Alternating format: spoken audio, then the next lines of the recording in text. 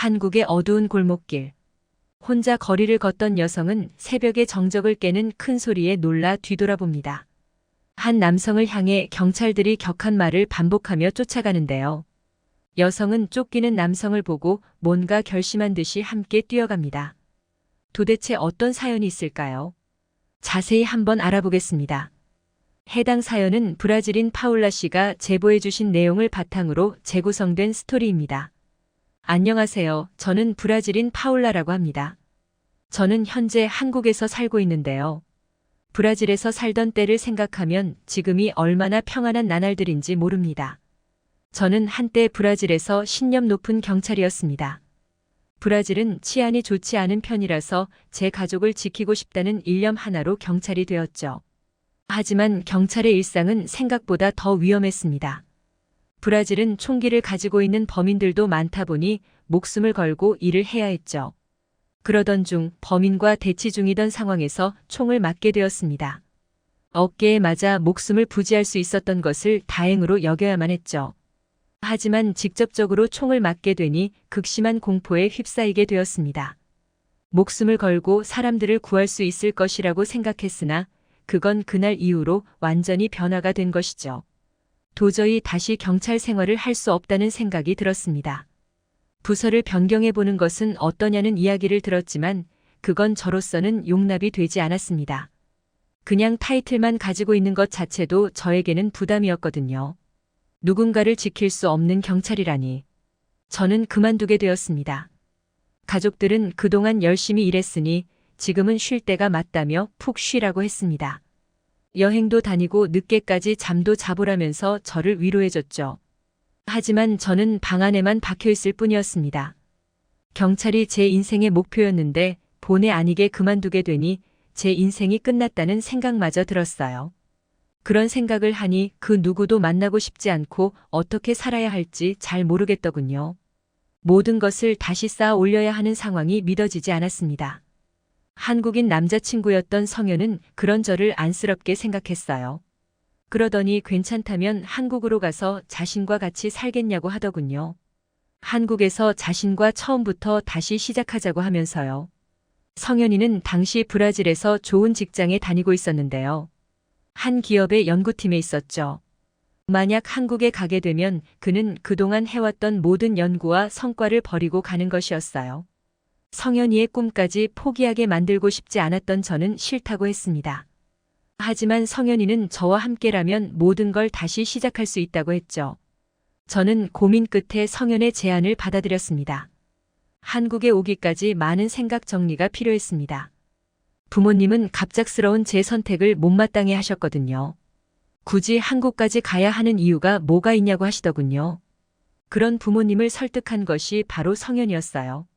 그냥 긴 여행을 보낸 것이라고 생각하시라면서 제가 원하는 것은 무엇이든 하게 해주겠다고 했습니다. 그리고는 제가 한국이 싫다면 언제든지 브라질로 다시 돌려보내겠다고까지 했죠. 성현이의 진심이 담긴 말에 부모님은 알겠다며 받아들이셨어요. 그렇게 저는 브라질의 나쁜 기억을 둔 채 한국으로 오게 되었습니다. 하지만 한국에 온 한 달 동안은 브라질에서 지낸 것과 똑같이 지냈습니다. 성현이와 함께 얻은 집에서 한 발자국도 나가지 않았죠. 그런 저를 보며 성현이는 계속 이렇게 지내면 브라질에서보다 더 힘들 것이라고 하면서 저녁에 조금씩 나가고자고 하더군요. 저는 저녁이 더 위험한 것이 아니냐고 했지만 성현이는 한국은 저녁에도 안전하니 자신을 믿고 나가자고 했습니다.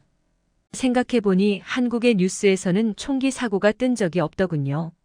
저는 그 하나만으로도 안심이 되기 시작했어요. 용기를 내어 성현이와 함께 선선한 저녁 공기를 맡으며 걷는 것이 너무 좋았습니다.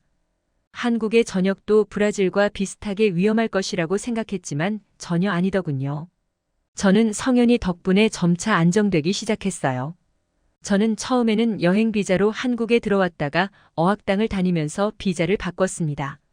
한국에 더 오래 있고 싶은 마음도 있었고 성현이가 돈은 걱정하지 말고 하고 싶은 것을 해보라고 했거든요. 그때쯤 성현이는 일자리를 구한다더니 오토바이를 한 대 샀습니다. 그러더니 배달을 하기 시작했어요. 저는 솔직히 성현이가 배달을 한다는 것이 못마땅했습니다. 브라질에서는 잘 나가던 성현이가 한국에서도 좋은 직장에 취직할 수 있을 것이라고 생각했거든요. 저를 위해서 일을 하는 것은 고마웠으나 예전에 비해 초라해진 성현이의 모습에 저도 모르게 툴툴거리게 되었어요. 하지만 성현이는 오히려 웃으며 그래도 일을 할 수 있는 것이 좋다면서 긍정적으로 말을 하더군요. 그때 저는 저도 모르게 성현이를 무시하고 있었던 것 같아요. 그런데도 성현이는 묵묵히 배달업을 하면서 제 옆에 있어줬던 거죠.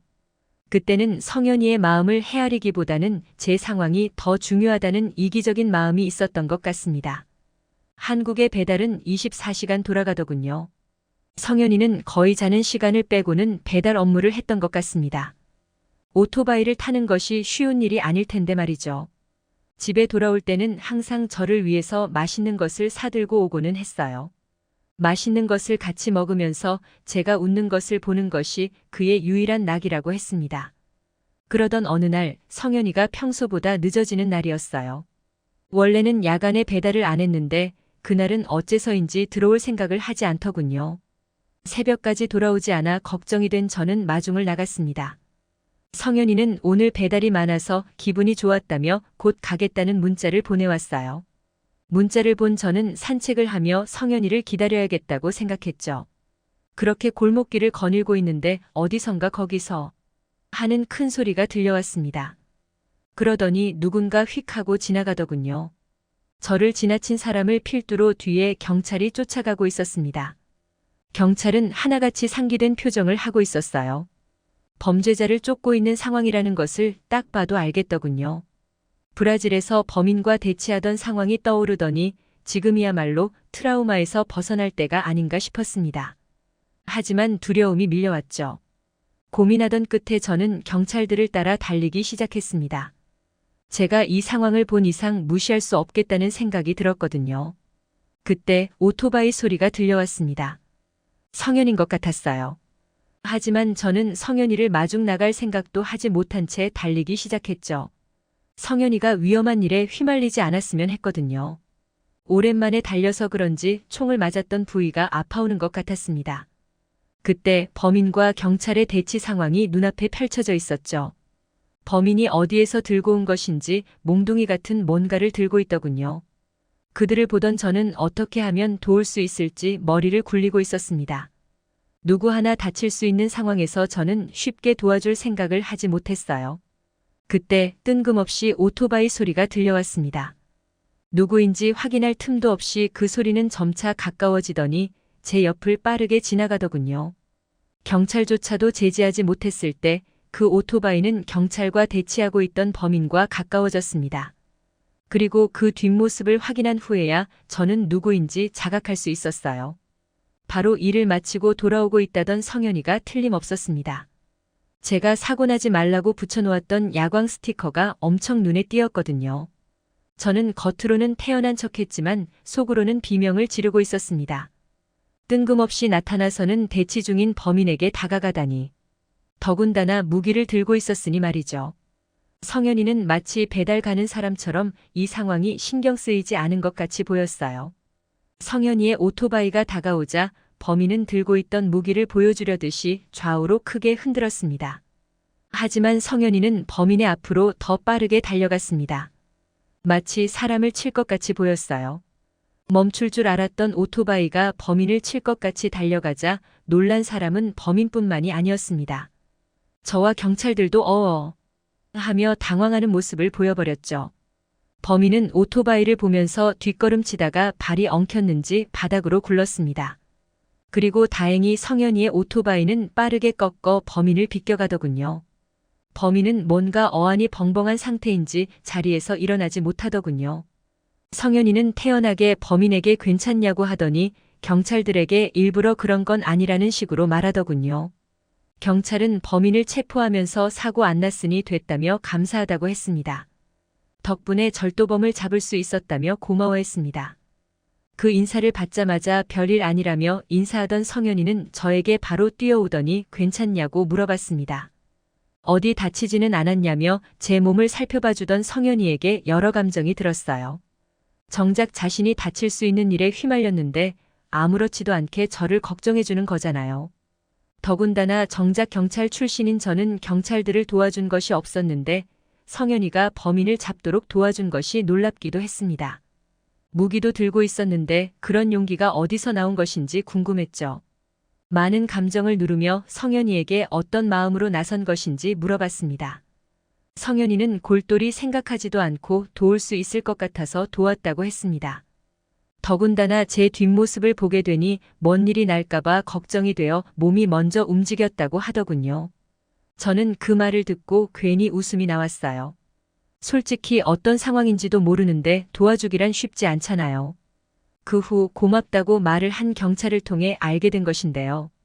그 일대에 자동차 문이 안 잠긴 것만 골라서 절도 행각을 했던 범죄자가 있었는데 그 범인을 잡은 것이라고 하더군요. 피해 금액이 몇백이 넘어가서 곤란한 시기였는데 잡아서 다행이라고 했습니다. 저는 그때 성현이를 다시 보게 된 것 같아요. 배달 업무가 나쁜 것임이 아님에도 불구하고 저는 편견을 가지고 있었던 것 같습니다.